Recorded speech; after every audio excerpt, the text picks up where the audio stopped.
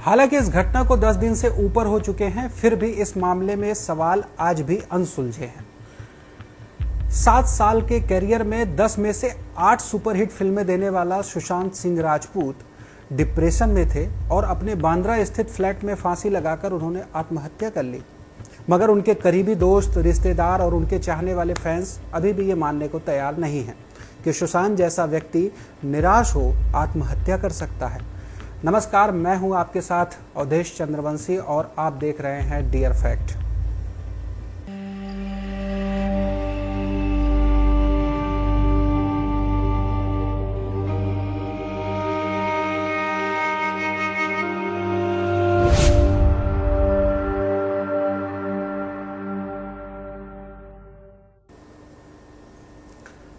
सुशांत के उपलब्धियों की बात करें तो 34 साल की छोटी सी जर्नी में सुशांत ने बहुत कुछ हासिल कर लिया था।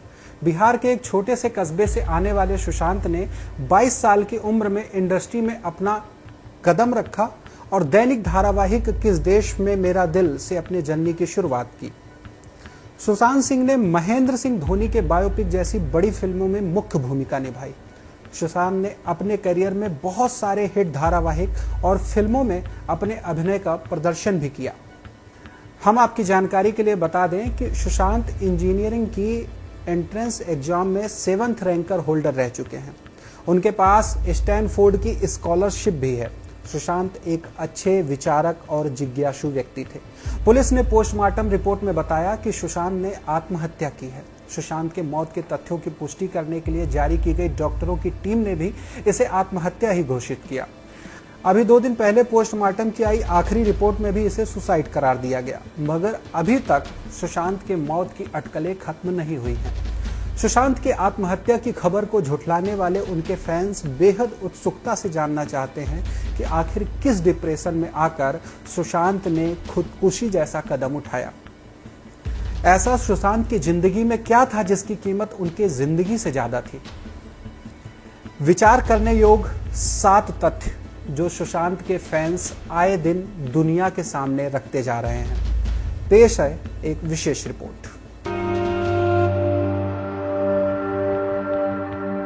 सुशांत की मौत के बाद से ही बॉलीवुड में एक विवाद खड़ा हो गया कि सुशांत की मौत के बाद बॉलीवुड में नेपोटिज्म बनाम टैलेंट की जंग चलने लगी। बॉलीवुड के बड़े बड़े प्रोड्यूसर, डायरेक्टर पर भी आरोप लगे कि उन्होंने मिलकर सुशांत को आत्महत्या करने पर मजबूर किया है, जिसकी एक वजह यह भी बताई गई कि सुशांत के साथ 7 फिल्में उनसे छीन ली गई थी और बड़े बड़े बैनर्स ने सुशांत को बैन भी कर दिया था। इसकी पुष्टि KRK ने भी की।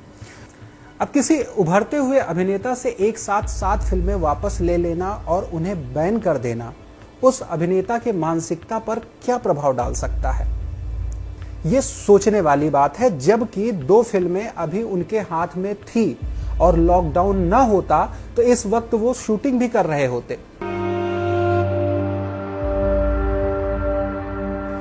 बॉलीवुड के प्रोड्यूसर, डायरेक्टर महेश भट्ट ने सुशांत के निधन के बाद बयान देते हुए कहा था कि वे जानते थे कि सुशांत आत्महत्या कर सकते हैं।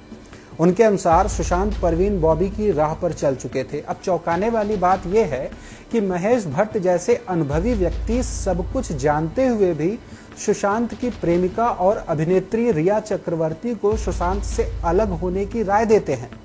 इसका खुलासा तब हुआ जब महेश भट्ट के एसोसिएट ने सुशांत की मौत के बाद अपने बयान में इस बात की पुष्टि की। महेश भट्ट का रिया चक्रवर्ती को सलाह देना तब तक जायज लग रहा था जब तक रिया और महेश के बीच की अति नजदीकियों वाली फोटो सोशल मीडिया पर वायरल नहीं हुई थी।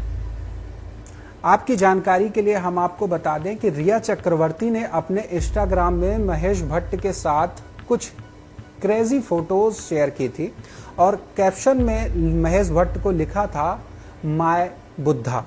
हालांकि यह फोटो काफी पुरानी है, लेकिन डिप्रेशन के शिकार व्यक्ति से उनकी करीबी को दूर करना कहीं से भी अच्छा सुझाव प्रतीत नहीं होता है। तो फिर महेश भट्ट जैसे अनुभवी व्यक्ति ने क्यों रिया चक्रवर्ती को सुशांत से दूर होने का सुझाव दिया होगा? रैंकिंग से मरते हैं वो वो लोगों के नेक के ऊपर ऐसे निशान नहीं होता, कुछ अलग तरीके से होता है। ये निशान था किसी का सुशांत सिंह के गले पे एज इफ समबडी ने उनका रस्सी से गला दबाया है, not due to hanging himself. अब अभिनेत्री पायल रोहतगी ने अपने सोशल मीडिया पर एक वीडियो शेयर किया। इस वीडियो में पायल इस बात पर जोर दे रहे हैं कि सोशल मीडिया पर सुशांत की आत्महत्या को मर्डर बताने की जो बात कही जा रही है वो सच हो सकती है।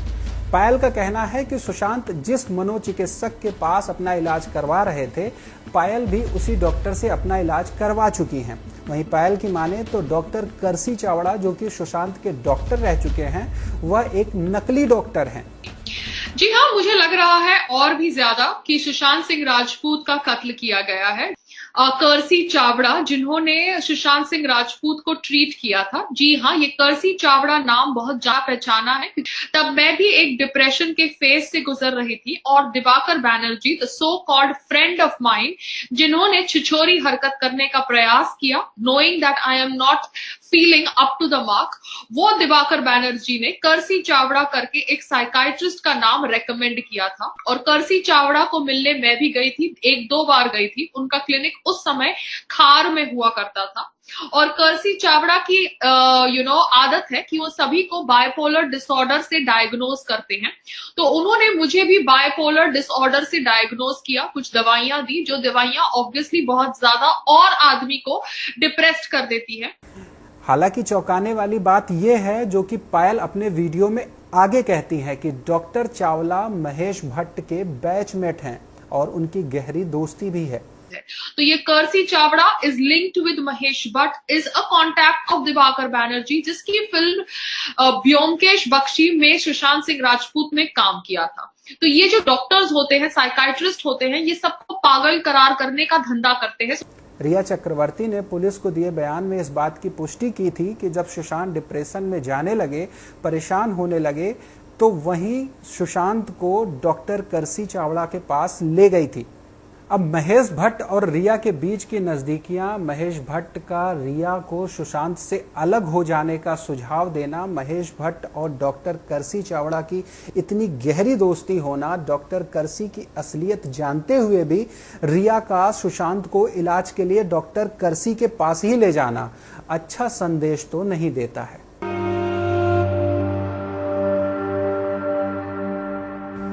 सुशांत की मौत के बाद कंगना रनौत ने अपने इंस्टाग्राम प्रोफाइल के जरिए 3 वीडियो शेयर की।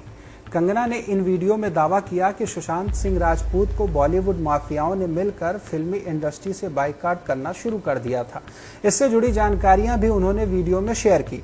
कंगना रनौत ने अपने तीसरे वीडियो में एविडेंस के जरिए खुलासा किया कि कैसे बॉलीवुड माफिया अपने कुछ पाले हुए मीडिया चमचों से सुशांत के बारे में गंदी अफवाहें फैलाने की बात शुरू कर दी थी, जिसके चलते कंगना ने अपने तीनों वीडियो के जरिए काफी स्ट्रॉन्ग मैसेज पहुंचाने की कोशिश की है। क्या था सिस्टमैटिक डिसमेंटलिंग, कैसे कतरा कतरा करके उनका दिमाग तोड़ा गया है, उनको मारा गया है। 23 अगस्त 2017 को बॉलीवुड लाइफ सुशांत के बारे में लिखता है कि वो जब भी सेक्स करता है तो सिर्फ अपने ही गाने सुनता है, वो सबसे बड़ा नार्सिसिस्ट है। 16 दिसंबर 2016 में मुंबई मिरर लिखता है कि सुशांत एक ट्रक ड्राइवर की तरह लगता है। 22 फरवरी 2019 को मुंबई मिरर लिखता है कि पार्टी में तमाशा करने के बाद सुशांत ने कांच की बोतल एक डायरेक्टर के सर पे दे मारी। 18 अक्टूबर 2018 को डीएनए लिखता है कि सुशांत ने अपनी को एक्टर का रेप किया और वो मीटू के चलते अब जेल जा सकता है। और ऐसी न जाने कितने अनगिनत झूठ। और ये जो बुद्धिजीवी जर्नलिस्ट हैं, ये जो चील कौए गिद्ध हैं जो मूवी माफिया के पाले हुए हैं, ये इसको मेंटल इमोशनल साइकोलॉजिकल लिंचिंग को जर्नलिज्म कहते हैं। अब अगर एक पल के लिए ये मान भी लिया जाए कि सुशांत ने डिप्रेशन में आकर आत्महत्या की है, तो अगर कोई इस कदर किसी को प्रेशराइज कर डिप्रेशन का शिकार बना दे और सुसाइड करने पर मजबूर कर दे, तो क्या यह सुसाइड होगा या प्लान्ड मर्डर?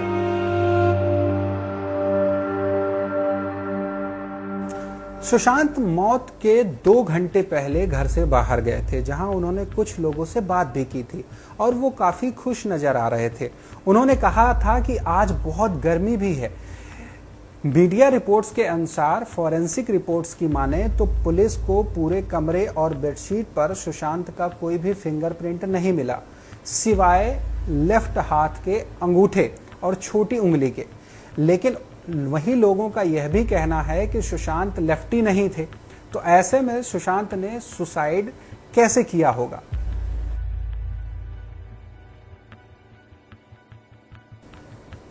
सुशांत की एक फोटो सोशल मीडिया पर वायरल हो रही थी, जिसे अब मुंबई पुलिस ने बैन कर रखा है, पर देखी सभी ने होगी, जिसमें उन्होंने एक दुपट्टा, कुर्ता या कुछ भी कहें एक कपड़े से फांसी लगाई थी, जिसका वीडियो भी वायरल हुआ था, जो आप सभी ने देखा होगा। लेकिन आज हम आपको यह वीडियो नहीं दिखा सकते हैं। सुशांत इतना फिट था कि वह खुद बॉडी बिल्डिंग लिफ्ट कर सकता था, तो क्या सुशांत ने इस दर्द को रोकने की कोशिश नहीं की? और आत्महत्या करने पर जो हैंगिंग से दर्द होता है, उसको बचाने के लिए उसने कोई कोशिश भी नहीं की, और एक यह साधारण से कपड़े ने उस हट्टे कट्टे नौजवान की जान ले ली। साथ ही साथ ये भी कहा जा सकता है कि जब कोई अपने आप को हैंग करता है तो उसकी जीभ भी बाहर आ जाती है, आंखें बड़ी हो जाती हैं, लेकिन सुशांत के केस में ऐसा कुछ नहीं हुआ। और एक बात जो सामने आ रही है कि सुशांत के घर की डुप्लीकेट चाबी भी गायब है और कहीं नहीं मिल रही।